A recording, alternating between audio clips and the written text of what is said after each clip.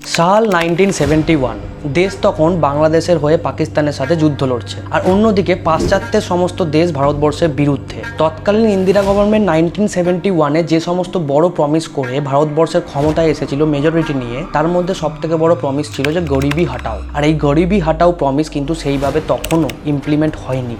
1971-এর পর থেকে ধীরে ধীরে 1973 থেকে বিশেষ করে এমন ধরনের কিছু প্রোটেস্ট আর এমন ধরনের কিছু কার্যকলাপ দেশের মধ্যে হতে থাকে, যার দ্বারা ইন্দিরা গান্ধীর গভর্নমেন্ট সম্পূর্ণরূপে প্রেসারে চলে আসতে শুরু করে। आप सभी गहरे और व्यापक षड्यंत्र से अवगत होंगे जो उस समय से रचा जा रहा है, जब से मैंने भारत के जनसाधारण के लाभ के लिए कुछ प्रगतिशील उपाय करने शुरू किए। গুজরাট থেকে শুরু করে এই আন্দোলন ছড়িয়ে পড়তে থাকে বিহার এবং বিহার থেকে সমস্ত দেশে। আর এই আন্দোলনের মধ্যে ছাত্রদের আন্দোলন, বিভিন্ন রেলওয়ে স্ট্রাইক, আর তাছাড়াও সব থেকে বড় ঘটনা যেটা ঘটে সেটা হলো গুজরাটের কংগ্রেস গভর্নমেন্ট রাতারাতি ডিমোলিশ হয়ে যাওয়া। विधिवत रूप से निर्वाचित सरकारों को कार्य नहीं करने दिया गया है और कुछ मामलों में वैध रूप से निर्वाचित विधानसभाओं को विघटित करने के उद्देश्य से सदस्यों को इस्तीफा देने के लिए बाध्य किया गया।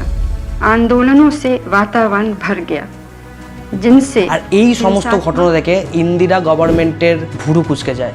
আর এই সব কিছুর মাঝে আগুনে ঘি ঢালার কাজ করে ভারতবর্ষের বিচার ব্যবস্থা। প্রোটেস্ট আরও বাড়তে থাকে, ইন্দিরা গান্ধীর প্রতি বিরোধিতা আরও বাড়তে থাকে, এবং তারপরেই মাদার অফ ডেমোক্রেসি ইন্ডিয়ার ওপর নেমে আসে এক কালো ছায়া। भाइयों और बहनों, राष्ट्रपति जी ने आपातकाल की घोषणा की है। इससे आतंकित होने का कोई कारण नहीं है।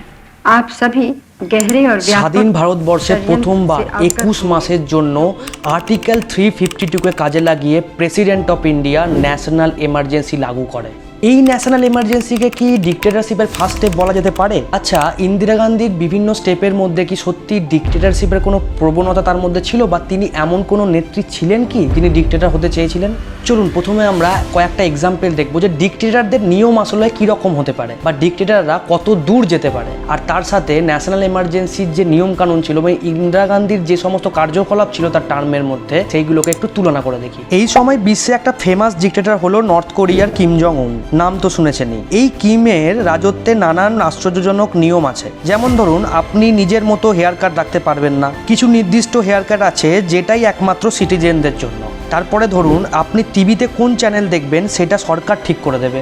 এবার যদি ন্যাশনাল এমার্জেন্সির সাথে আমরা এই সমস্ত রুলকে কম্পেয়ার করতে যাই, তাহলে তো দেখা যাবে যে ন্যাশনাল এমার্জেন্সি এর কাছে কিছুই না। কিন্তু যদি মুদ্রার অপর পার্টটা দেখি, তাহলে দেখব যে ইন্দিরা গান্ধী ন্যাশনাল এমার্জেন্সির মাধ্যমে সব থেকে বড় আঘাত প্রথম যার ওপর এনেছিল সেটা হলো সংবাদ মাধ্যম। আর সংবাদ মাধ্যমকে গণতন্ত্রের চতুর্থ স্তম্ভ বলা হয়। তাই সংবাদ মাধ্যম যদি গণতন্ত্রের চতুর্থ স্তম্ভ হয় আর ইন্দিরা গান্ধী তাদেরই রেস্ট্রিকশন করতে চায়, তাহলে ইন্দিরা গান্ধীকে কি আমরা ডিক্টেটর বলতে পারি? আচ্ছা চলুন আর একটা উদাহরণ দেখি। রাশিয়াতে এখন অঘোষিত পুতিনেরই ডিক্টেটরশিপ চলছে। পুতিন যখন প্রথম ক্ষমতায় আসে, তারপর পুতিন একটা ল পাস করে, যে ল এর মাধ্যমে পুতিন 2036 পর্যন্তই রাশিয়ার প্রেসিডেন্ট থাকবে কোনো রকম ইলেকশন ছাড়া। যেখানে ইলেকশনই হবে না কাউকে প্রেসিডেন্ট তৈরি করার জন্য বা তাকে প্রেসিডেন্ট অবস্থায় রাখার জন্য, তাহলে সেটা তো গণতন্ত্রের মূল ধাঁচার উপরই আঘাত। তাহলে পুতিনকে তো আমরা ডিক্টেটর বলতেই পারি। কিন্তু একটা কথা ভেবে দেখুন, ইন্দিরা গান্ধী ন্যাশনাল এমার্জেন্সির দ্বারা কি এরকম কোনো কাজ করতে চেয়েছিলেন? আমার মনে হয় করতে চাননি।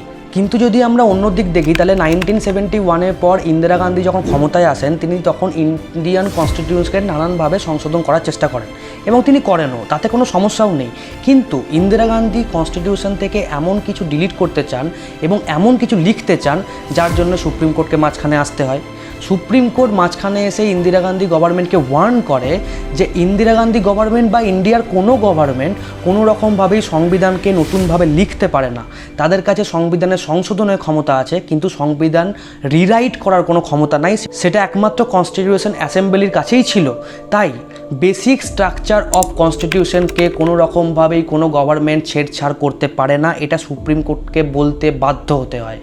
আর তাছাড়াও ইন্দিরা গান্ধী যে ভারতবর্ষের কেন্দ্রে সমস্ত ক্ষমতার পক্ষে ছিলেন, সেইটাও আমরা নানানভাবে জানতে পারি। তাহলে এই রকম স্টেপ থেকে কি আমরা বলতে পারি যে ইন্দিরা গান্ধী ডিক্টেটরশিপের প্রবণতা রাখতেন? চলুন তখনকার সময়েরই একটা উদাহরণ নিই। ইয়াহিয়া খান ছিল তখনকার পাকিস্তান, যেটা পূর্ব পাকিস্তান আর পশ্চিম পাকিস্তান, সেই সমস্ত পাকিস্তানের রাষ্ট্রপতি। কিন্তু রাষ্ট্রপতি হওয়া সত্ত্বেও নিজের দেশের মানে পূর্ব পাকিস্তানের ওপর ইয়াহিয়া খান কীরকমভাবে আর্মির দ্বারা টর্চার করেছিল, নরসংহার চালিয়েছিল, জিনোসাইড চালিয়েছিল, তা আমরা সবাই জানি। যার জন্য জন্য ইন্দিরা গান্ধীকে ফোর্স পাঠাতে বা মুক্তিযোদ্ধাদেরকে সাহায্য করতে বাধ্য হতে হয়েছিল। তাই ডিক্টেটররা যে নিজেদের মানুষের ওপরই জিনোসাইড করতে পারে তার প্রমাণ সেই সময় আমরা পেয়ে গেছিলাম। কিন্তু আপনি একটা কথা বলুন যে ইন্দিরা গান্ধী ন্যাশনাল এমার্জেন্সির মাধ্যমে বা এরকম কোনো কার্যকলাপের মাধ্যমে কি এটা দেখিয়েছেন তিনি তারই মানুষের প্রতি অত্যাচার করছেন? আমার মনে হয় দেখাননি।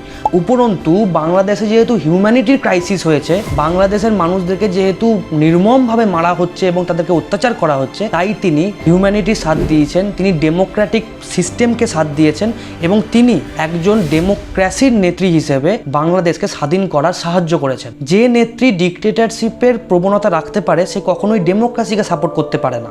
কি ঠিক বলছি তো? আবার যদি আমরা অপর পক্ষে দেখি তাহলে দেখব যে এমার্জেন্সি লাগানোর পর সঙ্গে সঙ্গে সমস্ত যারা কংগ্রেসের বিরুদ্ধে প্রোটেস্ট করছিল, নেতারা বা স্টুডেন্টসরা বা যারাই কংগ্রেসের বিরুদ্ধে প্রোটেস্ট করেছে তাদেরকে তিনি এক এক করে জেলে ভরে দিয়েছেন। তার মানে এটা হলো যে আপনার ফ্রিডম অফ স্পিচের ওপর আঘাত এনেছেন। এটা তো অবশ্যই গণতন্ত্রের ওপর আঘাত। তাহলে কি আমরা ডিক্টেটর বলতে পারি?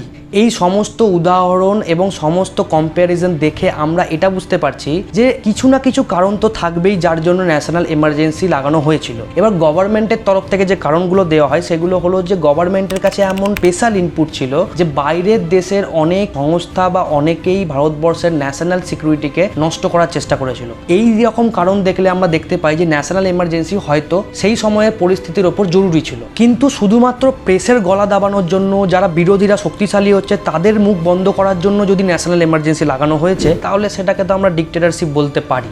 দেখুন, এত কিছুর দিক থেকে যদি দেখা যায় তাহলে সত্যি সত্যি এটা বলা যায় যে কখনোই সেটা নরেন্দ্র মোদী হোক চাই ইন্দিরা গান্ধী হোক, প্রাইম মিনিস্টারের পজিশনে বসে থেকে তাকে যদি কোনো ডিসিশন নিতে হয় এবং তার ডিসিশনের উপর সমালোচনা অবশ্যই হতে পারে, কিন্তু ডাইরেক্টলি কোনো প্রাইম মিনিস্টারকে বা কোনো বড় নেতাকে ডিক্টেটর বলে দেওয়া আমাদের মনে হয় ঠিক নয়। আর আমরা ভারতবর্ষকে মাদার অফ ডেমোক্রেসি বলি। ভারতবর্ষ হচ্ছে পৃথিবীর সব থেকে বড় গণতন্ত্র। আমাদের কনস্টিটিউশন ক্যাপেবল একটা কনস্টিটিউশন, কিন্তু এই কনস্টিটিউশনের ওপর যাবে কেউ, এইটা যদি আমরা সত্যিই মনে করি তাহলে আমরাও হয়তো ভুল ভাবছি। আমাদের কনস্টিটিউশনকে হাইজ্যাক করা অত সহজ নয়। দেখুন, আপনাদেরকে আমি এই ভিডিওতেই বললাম যে যখন ইন্দিরা গান্ধী সংবিধান সংশোধন করার পর একটু এমন কিছু সংবিধান সংশোধন করতে গেছিলেন যেটাতে সংবিধানের বেসিক স্ট্রাকচারের উপর আঘাত হতো, সেই সময় সুপ্রিম কোর্ট মাঝখানে চলে এলেন।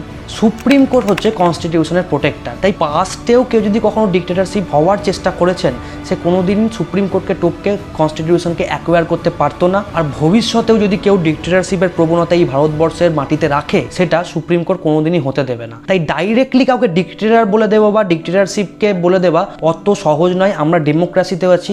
আজকে আমরা ডেমোক্রেসিতে আছি বলেই রাত্রিবেলা ঘুমোতে পারছি আর সকালবেলা হাসি মুখে উঠতে পারছি। আপনাদের কি মনে হয় অবশ্যই ভিডিওতে জানাবেন। আর যদি ভিডিওটা ভালো লাগে অবশ্যই ভিডিওটি লাইক করবেন আর আমার চ্যানেল স্পিকি পাইকে সাবস্ক্রাইব করতে ভুলবেন না আর বেল নোটিফিকেশনটা প্লিজ দাবিয়ে দেবেন। চলুন দেখা হচ্ছে নতুন ভিডিওতে।